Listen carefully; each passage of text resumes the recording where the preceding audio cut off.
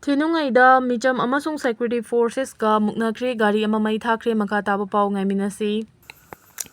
Ngasi ningthaukhong Thinungei Bishnupur da security force ka muknabada nupi manga yaona Meeoi taraga nipan sokle hairi. Bishnupur apunba maira paibi na trong laubi mihat amadi CRPF firing ga mari lainana hayeng April taraga manga dagi hauna total shutdown lauthokre. Hayeng April taraga manga gi ayuki pung manga dagi nungthil pung manga fawba Valley district manga da curfew komthokani. Mantri pukri gi labukta pukri amada asiba Meeoi ama lairi hairi. Trong laubi thaudok ka mari lainana yena chathariba investigation gi thabak thoram khumang chawsin na changsili. Investigation asi advanced stage ta lairi haina Home Minister Govindas konthau na fongdokre. Trong laubi thaudo adugi investigation khumang yang na changsili miyam na cooperation PBO Home Minister Govindas. Sajibu chairau bagi thoram harau tayam bakal loina paksana pangthok na kre trong laubi thaudo ke awaba kok tribana chairau bagi thoram asi lagi oiba thoram damak pangthok na ki. NRC pangthok pada ahan duming changmana chumakhong thang oigani shanta na hakpam.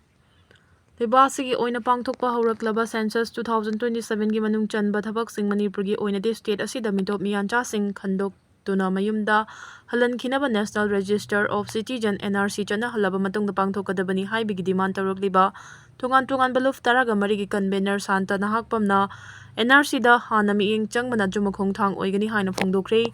Manipur daji census pangthok tringai da NRC hana chana hangadabani Hairakliba luf taraga mari adudi ipsa pandam akom luf ipa KSA loya luf kanglaima kil CSK ERDO aksil endok mikal amasung SWA ni lup singa sigi miut singna sarugyaba paugi mifam amanga sinungtil kay sampata layba ipsagi loishangda pangthokladuna luf taraga mari gi convener santa nahakpam na wafam asi paumisingda phongdokladuna makhata na hai. Trong laubida thokiba thaudokna maram oiraga Manipur gi mangda tariba issue sing na thaikiba gumna tawre luf taraga marina hana dagi thamjarakpa wafam sing asisu ahungba laite NRC da hana mieng changmana chumakhong thang oigani lenga asina infrastructure chawkhatpa romda hena khumang chawsin na uri thaba sisu chathabiu karisu kaide adubu census ki wafam di kaunaba gumna tawrakle haiki. Census asi Manipur da namduna chathakhrabadi akaiba kaya lakani hairaduna Chwarchanpur amadi Kangpokpi romda irang nemthaba leitri census ki mayakta protest tawramba singsu haujiki irang asida oina onsinkre.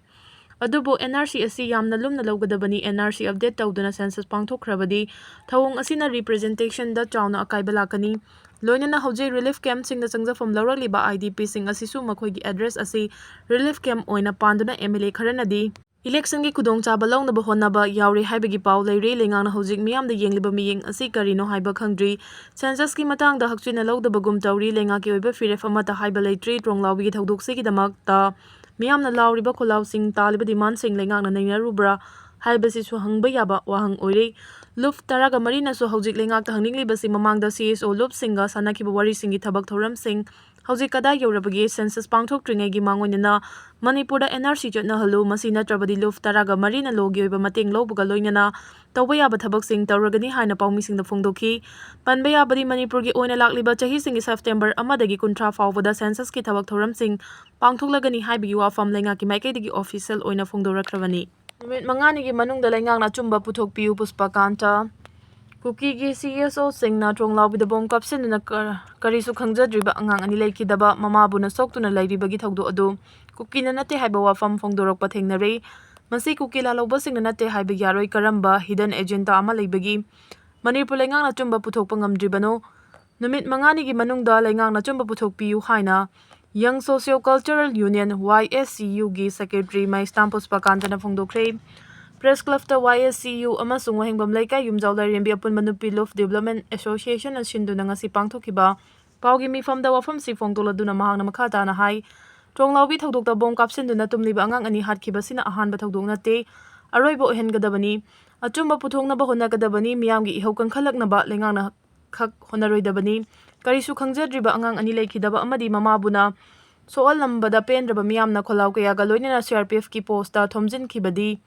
maduda tamnana maitei furup sibu muthalage matagum miyambu ngaksen binabani haiduna lairiba CRPF na nongmai kapthoraktuna micham ahum hatok pikhi masina maram oiraga ngakpi senbinaba laitraba ireicha singi kaungamlaroidaba numit oihore angakpa mana angang ani leikhidabaga ikan kanadana nongalakpa matung ayupung tara adwaida kuki kanglufki masana masabu kuki ni haijaba Indigenous Tribal Leaders Forum ITLF na ikoi kuki jo singna tawba nati haina athubada react ꯇꯧꯔꯛꯄꯁꯤꯅꯤ꯫ ꯀꯔꯤꯒꯤꯗꯃꯛꯇ ꯂꯩꯉꯥꯛꯀꯤ ꯃꯥꯏꯀꯩꯗꯒꯤ ꯊꯤꯖꯤꯟ ꯍꯨꯝꯖꯤꯟꯗ꯭ꯔꯤꯉꯩꯗ ꯀꯔꯝꯅ ꯃꯈꯣꯏꯅ ꯅꯠꯇꯦ ꯍꯥꯏꯗꯨꯅ ꯐꯣꯡꯗꯣꯔꯛꯂꯤꯕꯅꯣ? ꯃꯊꯪꯒꯤ ꯅꯨꯃꯤꯠꯇꯅ UKNAꯅ ꯑꯃꯨꯛ ꯁꯦꯡꯗꯣꯔꯛꯏ, ꯃꯊꯪꯗ KNO ꯑꯃꯗꯤ UPFꯅꯁꯨ ꯁꯦꯡꯗꯣꯔꯛꯂꯤ꯫ ꯑꯁꯤꯒꯨꯝꯕ ꯆꯃꯝꯅꯕꯁꯤ ꯀꯣꯛꯅꯅꯕ ꯂꯩꯉꯥꯛꯅ ꯅꯨꯃꯤꯠ 5ꯅꯤꯒꯤ ꯃꯅꯨꯡꯗ ꯑꯁꯦꯡꯕ ꯋꯥꯐꯝ ꯄꯨꯊꯣꯛꯄꯤꯌꯨ ꯍꯥꯏꯈꯤ꯫ ꯃꯤꯁꯤꯡꯅ ꯊꯥꯖꯕ ꯃꯅꯥ-ꯃꯁꯤꯡꯁꯤꯡ ꯂꯦꯟꯅ ꯐꯨꯗꯠꯈ꯭ꯔꯕ ꯃꯇꯨꯡꯗ ꯀꯔꯐ꯭ꯌꯨꯒꯤ ꯑꯊꯤꯡꯕꯅ ꯑꯃꯨꯛꯀꯁꯨ ꯃꯥꯡꯍꯜꯂꯛꯏ꯫ ꯃꯦ 3, 2023ꯗꯒꯤ ꯍꯧꯔꯛꯈꯤꯕ ꯂꯥꯟꯒꯤ ꯊꯧꯗꯣꯛꯁꯤꯡꯅ ꯃꯔꯝ ꯑꯣꯏꯔꯗꯨꯅ ꯌꯨꯝ ꯀꯌꯥ ꯃꯩ ꯊꯥꯗꯣꯛꯈꯤꯕꯗꯒꯤ ꯃꯤꯑꯣꯏ ꯀꯌꯥ ꯊꯋꯥꯏ ꯍꯤꯡꯅꯕ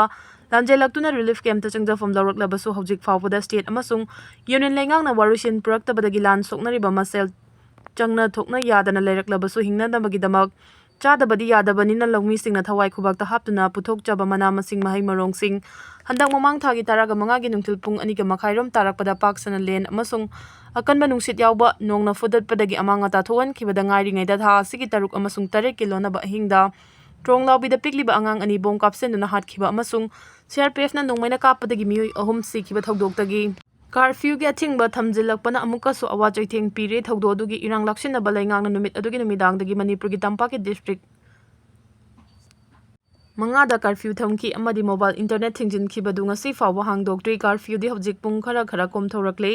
ꯂꯧꯃꯤꯁꯤꯡꯅ ꯋꯥꯅ ꯍꯣꯠꯅꯗꯨꯅ ꯃꯍꯩ-ꯃꯔꯣꯡ, ꯃꯅꯥ-ꯃꯁꯤꯡ ꯊꯥꯔꯨꯕ ꯈꯔꯗꯤ ꯂꯦꯟ ꯑꯗꯨꯅ ꯌꯩꯊꯠꯄ ꯑꯃꯗꯤ ꯅꯨꯡꯁꯤꯠ ꯀꯌꯥꯅ ꯊꯟꯈꯤꯕ ꯀꯔꯐ꯭ꯌꯨꯅ ꯃꯔꯝ ꯑꯣꯏꯗꯨꯅ ꯃꯅꯥ-ꯃꯁꯤꯡ ꯀꯌꯥ ꯄꯥꯛꯇꯛꯅꯅ ꯃꯥꯡꯕ ꯌꯥꯎꯅꯈꯤ꯫ ꯏꯝꯐꯥꯜ ꯋꯦꯁ ꯗꯤꯁꯇ꯭ꯔꯤꯛꯀꯤ ꯃꯅꯨꯡ ꯆꯟꯕ ꯈ꯭ꯋꯥꯁꯤꯐꯥꯏꯗꯒꯤ ꯉꯥꯔꯤꯌꯥꯟꯕꯝ ꯁꯨꯙꯤꯔ, 53 ꯀꯧꯕ ꯂꯧꯃꯤ ꯑꯃꯅ ꯄꯥꯎꯆꯦꯁꯤꯗ ꯍꯥꯏ ꯂꯝꯁꯥꯡ PSꯀꯤ ꯃꯅꯨꯡ ꯆꯟꯕ ꯑꯈꯥꯃꯅꯤꯡ ꯂꯩꯀꯥꯏꯗ ꯂꯧꯔꯥꯛ ꯑꯃꯒ ꯂꯧꯈꯥꯏꯔꯣꯝ ꯆꯥꯎꯕ ꯂꯧꯐꯝꯗ ꯄꯨꯈ꯭ꯔꯤ 3 ꯇꯧꯗꯨꯅ ꯒ꯭ꯔꯥꯁ ꯀ꯭ꯔꯥꯞ, ꯔꯧ, ꯇꯨꯡꯍꯟꯕꯤꯅꯆꯤꯡꯕ ꯉꯥ ꯌꯣꯛꯂꯤ꯫ ꯍꯧꯖꯤꯛ ꯐꯥꯎꯕꯗ ꯉꯥ ꯂꯥꯈ 1.5 ꯊꯥꯗꯈ꯭ꯔꯦ꯫ ꯃꯃꯥꯡꯗꯗꯤ ꯏꯁꯤꯡ ꯀꯪꯈꯤꯕꯅ ꯃꯔꯝ ꯑꯣꯏꯗꯨꯅ ꯉꯥ ꯂꯣꯏꯅ ꯁꯤꯈꯤ꯫ ꯍꯧꯖꯤꯛ ꯉꯥꯒꯤ ꯃꯆꯤꯟꯖꯥꯛ ꯂꯩꯅꯕ ꯍꯣꯠꯅꯕꯗ ꯑꯆꯧꯕ ꯑꯋꯥꯕ ꯃꯥꯌꯣꯛꯅꯔꯤ꯫ ꯊꯪꯅꯕ ꯂꯧꯐꯝꯗꯒꯤ ꯃꯤꯅ ꯁꯟꯗꯣꯔꯛꯄ ꯂꯧ ꯁꯉꯝ ꯑꯃ ꯑꯃꯗꯤ ꯃꯁꯥꯒꯤ ꯂꯧꯐꯝ ꯈꯔꯒ ꯄꯨꯟꯅ ꯀꯣꯕꯤ ꯐꯨꯜ 13,000 ꯔꯣꯝ ꯆꯍꯤꯁꯤꯒꯤ January 10ꯗꯒꯤ ꯅꯨꯃꯤꯠ 8ꯅꯤ ꯆꯪꯅ ꯊꯥꯈꯤ꯫ ꯂꯧꯐꯝ ꯑꯗꯨꯗ ꯀꯣꯕꯤ ꯊꯥꯗ꯭ꯔꯤꯉꯩ